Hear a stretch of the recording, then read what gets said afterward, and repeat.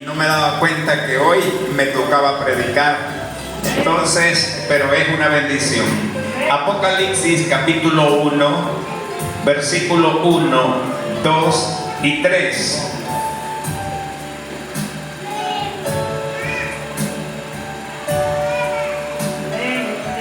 No es que esté malo en los micrófonos, sino que hay que conocerlo, ¿verdad? Okay. Ahí está.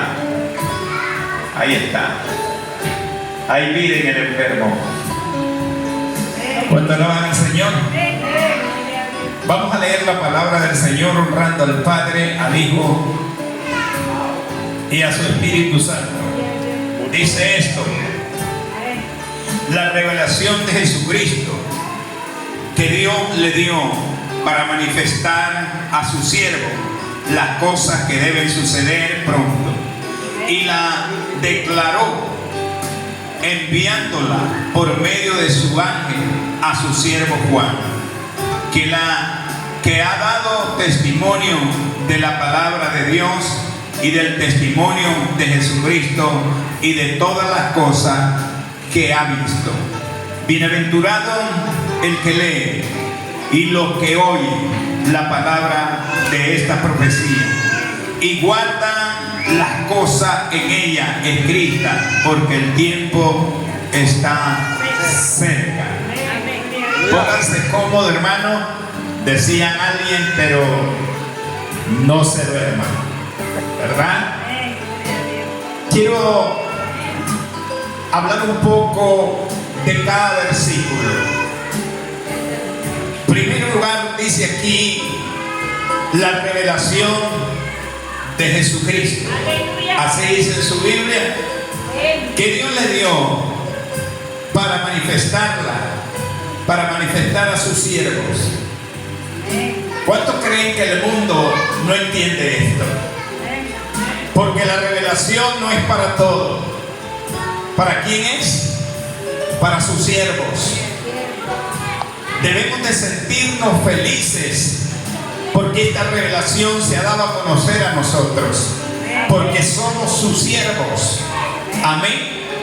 Hay algo que me gusta aquí que dice que estas cosas se le dio a conocer el ángel le dio a conocer a Juan. Pero ahora vemos nosotros por qué tuvo derecho él de que se le dé a conocer esta revelación. Por medio de su ángel a su siervo Juan, que ha dado testimonio de la palabra de Dios y del testimonio de Jesucristo. O sea, no sale solo la palabra siervos, sino que sale que las evidencias de su siervo es que den testimonio. Amén. Testimonio de una vida de rectitud, de una vida recta, de una vida apartada totalmente del mundo. Por eso dice, dando al siervo Juan, que ha dado testimonio de la palabra de Dios. Amén. Y del testimonio de Jesucristo y de todas las cosas que ha visto. El libro de Apocalipsis, como dicen los grandes estudiosos y lo repetimos nosotros, no es un libro escondido para los siervos del Señor. No es un libro que se le tenga temor leerlo, porque esta revelación fue para los hijos de Dios. Esta revelación fue para los siervos de Dios. Ahora vean ustedes que en el versículo 3 habla de bienaventurado. Bienaventurado. Y hay tres cosas que yo quiero mencionarlas. Y es que dice bienaventurado el qué. A ver, el qué. El que lee. Ahora se ha hecho la pregunta: ¿por qué puede ser bienaventurado alguien que lee? Uno, la escritura nos dice en el libro de Josué 1:8 que la recomendación que dio a Josué es que nunca se apartara de él. ¿Qué cosa? El libro de la ley. sino que meditara en él ¿cuánto tiempo? Día y noche. Amén. Para que hagas lo que está escrito en él, y harás prosperar tu camino y todo te saldrá bien. La pregunta es, ¿está recomendando Dios a Josué que lea? Yo pregunto, ¿está recomendando cuando le dice nunca se aparte de tu boca el libro de la ley? Ahora, ¿quién podrá meditar si no lee? Tendría que leer yo para poder meditar de lo que leo. En una ocasión dije esto y lo voy a repetir. Cuando dos galantes se encuentran a primas y primeras, lo que es el femenino no responde positivamente. Pero escucha. Amén, hermano. Escucha. Y quizás no le ve al frente, pero de repente hay una mirada de pie a cabeza. Y cuando ellos se apartan, la joven, ¿qué es lo que hace? A ver, pensar lo que le dijo el galán. ¿Cierto o no? Pensar. Y de esa manera se viene revolucionando un amor hasta que llegan al altar y se casan. En el caso de esto, cuando dice bienaventurado el que lee, es porque de la manera que nosotros leemos es que conocemos más al Dios que nosotros glorificamos, al Dios que nosotros alabamos. ¿Sabían ustedes que los fariseos y escribas eran gente que estudiaban, aleluya, la ley, el Antiguo Testamento? Dice el libro de Juan, capítulo 5, versículo 39: vosotros escudriñad la escritura, porque a vosotros os parece que hay vida eterna y que son las que dan testimonio de quién. De mí, dijo Jesús. ¿Cuánto alaban al Señor? Entonces ellos estudiaban, leían. En el capítulo 4 de Lucas, versículo 17, dice la palabra que en esta ocasión, siempre que se reunía, alguien leía lo que es la ley o los libros. Y dice que en esa ocasión los tomó Jesús, y Jesús dijo: el Espíritu de Dios está sobre mí. Amén. Y más adelante dice: ese soy yo. Amén. ¿Cuánto alaban a Cristo? Amén. Entonces se estudiaba. Ahora, cuando nosotros leemos, somos más inteligentes y hablamos la palabra con más preciso, conciso. El libro o la carta que se escribe a Timoteo, capítulo 2 de la segunda, versículo 15, acerca de leer, dice que cuando lo leemos estamos procurando presentarnos ante Dios como obrero aprobado que habla la palabra de verdad. Muchas veces vemos personas hablando y hablan más de la familia, hablan más de otra cosa que hablar la palabra de Dios. Pero cuando leemos nosotros, amado hermano, leemos, hablamos mejor. ¿Cuántos creen eso? No tengo el pasaje, pero sí está en la escritura. Cuando el apóstol Pablo llegó hablando con de nuevo la palabra de Dios, y al lugar que llegó se fueron a la escritura para comprobar si Pablo hablaba de acuerdo a la escritura o fuera de la escritura. Cuando alguien lee la Biblia, no es fácil engañarlo. Hay veces nosotros en todo decimos amén y no sabemos si es la verdad que se está hablando o es mentira, pero aprobamos con un amén. Amén. Pero cuando leemos, nosotros nos llenamos más de conocimiento de Dios. ¿Cuánto alaban a Cristo?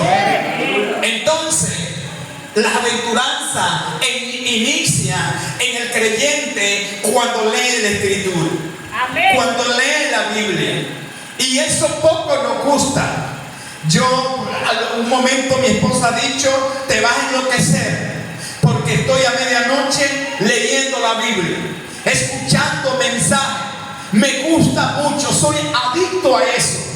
¿Por qué? Porque la revelación viene a los siervos de Dios. No es a todo el mundo. Y el siervo de Dios comienza leyendo la Escritura.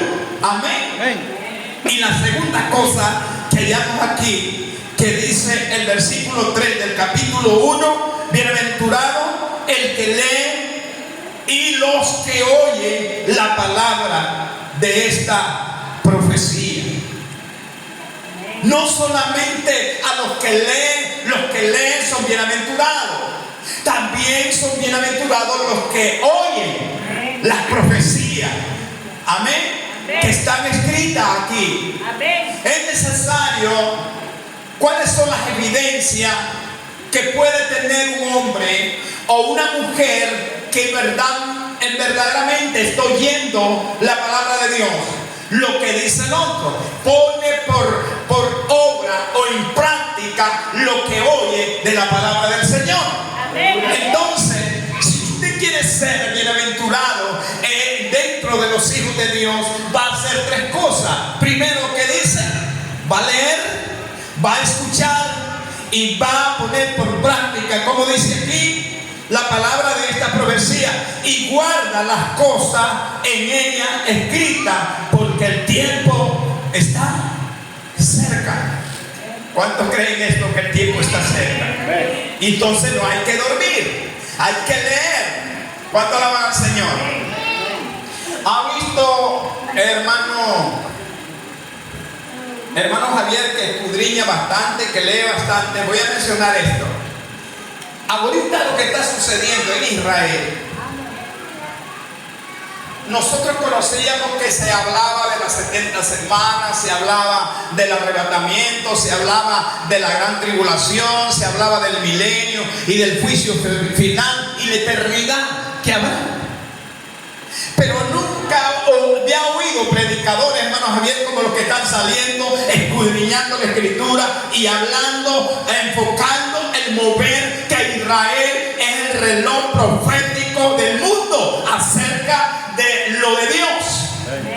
Pero ahora se está escudriñando y nos gusta mucho. Por eso es que es necesario que todas estas cosas sucedan, porque nosotros ponemos nuestra barba en remojo y si estamos desprevenidos, nos estamos alistando, porque el tiempo está cerca. El Señor pronto aparece. Usted tiene que llenarse del conocimiento. La Biblia dice, amado hermano, que el apóstol Pablo era un hombre tan preparado porque leía. En el capítulo 4 dice de la segunda carta a Timoteo que mientras él está preso y mientras él ha dicho que estaba a punto de ser decapitado, le dijo a uno de sus discípulos: tráiganme el capote, tráiganme los libros y el pergamino. ¿Para qué? Aunque él estaba por morir, quería seguir leyendo la Escritura, porque él dijo: aún no lo pretendo haberlo alcanzado todo, pero una cosa voy hacia adelante, hacia el blanco que es Jesús, el autor y consumidor de nuestra fe. Amén. Estas tres cosas son muy importantes para nosotros. Estas tres cosas nos van a hacer profundizar raíces y no va a ser fácil para el enemigo. Por lo menos un ejemplo. Hay versículos que el diablo no quiere que nosotros lo sepamos. Aquel versículo que habla Santiago dice: someteos a Dios, resistid al diablo y el diablo oirá de vosotros. Pero que lo primero que dice: sometámonos. ¿A quién? No dice al pastor, no dice a alguien más. Sometámonos a Dios, y así vamos a resistir al diablo, y el diablo va a tener que huir. ¿Cuánto alaban al Señor? La palabra del Señor me envió a predicar a los 70, ellos volvieron gozosos. Y cuando volvieron, dice que le dijeron: Señor, estamos gozosos, estamos, aleluya, entusiasmados, porque sabes, predicamos, hablamos de tu palabra y aún los demonios se sujetan. ¿Y qué dice el Señor? Están en lo cierto. Yo voy a descender el diablo como un rayo. Amén. El diablo se disfraza cuando un hombre y una mujer lee la escritura. El diablo se disfraza cuando un hombre y una mujer escucha la palabra de Dios. El diablo se disfraza cuando un hombre y una mujer pone por práctica la palabra del Señor. La Biblia dice: ¿por qué me llamáis Señor, Señor, y no hacéis lo que yo digo? ¿Cuánto alaban al Señor? Amén. Poner por práctica la palabra, llevarla a la práctica, vivirla, es la evidencia que usted ama al Señor. Amén. El libro de Juan 14:15 dice: si me amáis, guarda, ¿qué cosa? Mi mandamiento. Mi mandamiento. Entonces yo le dejo en el corazón y en el mío también. ¿Quiere ser bienaventurado? ¿Qué dije? Lea. ¿Quiere ser bienaventurado? Escuche. ¿Quiere ser bienaventurado? Ponga por práctica la palabra del Señor. La hermana Yasmina dice: oí un predicador que dice que nosotros cuántas cosas no estamos haciendo, pero cuando los momentos se ponen apretados, tratamos que alguien nos diga qué es lo que no he hecho para hacerlo. Amén. Y qué es lo que estoy haciendo y me pone como obstáculo para no seguirlo haciendo. Lea la Biblia, que la Biblia es suficiente para decirle cómo andar. Amén. El libro de Apocalipsis nos habla cómo debemos de comportarnos. ¿Por qué? Porque el tiempo se acerca, el fin se acerca, nadie lo detiene. Amén. Estaba escuchando y leyendo. ¿Alguno de ustedes se ha puesto a meditar cuando Moisés está viendo al monte y de repente ve qué cosa? Una zarza. A ver, una zarza. Y no, pero nunca se ha pensado esa zarza a quién se dirigía el Señor. ¿Sabían ustedes que en el tiempo que el Señor le habla a Moisés, era el tiempo que Israel estaba ardiendo como una zarza? Y cuando Dios le habla, le dice: quítate la sandalia, porque el lugar que estás santo es. Era un territorio, estaba hablando de Israel, ellos estaban ardiendo, pero dice: y la zarza, ¿qué cosa? No se consumía. Más adelante el Señor habla que la Israel es como, aleluya, como una viña. Y después dice que habla y le dice: aprended de la higuera, que cuando las ramas empiezan a, ¿cómo podemos decir?, a echar sus hojitas, sabe que el verano está cerca. ¿Y qué está pasando con Israel? Porque aquí no dijo zarza, porque no dijo aquí piña, porque habló de la higuera, que la higuera en tierras que otra planta no da fruto, ella da fruto. Amén. Por eso dice: aprender de la higuera. Pero esto lo conocemos cuando leemos la escritura, pero cuando no la leemos, nosotros estamos. Una de las cegueras que muchas veces tenemos, hermanos, es la ceguera de la ignorancia de la palabra. La ceguera de la ignorancia. Amén. Porque, hermano, si leemos en el culto, después nos volvemos a leer. Hay que leer la Biblia. Así que Dios les bendiga. Es lo que puedo yo compartir con ustedes. y pónganse sobre sus pies y decirles que seguimos el culto el jueves, seguimos el viernes, creo que es culto normal, la media vigilia, ahí me disculpan, pues, la media vigilia el viernes y el sábado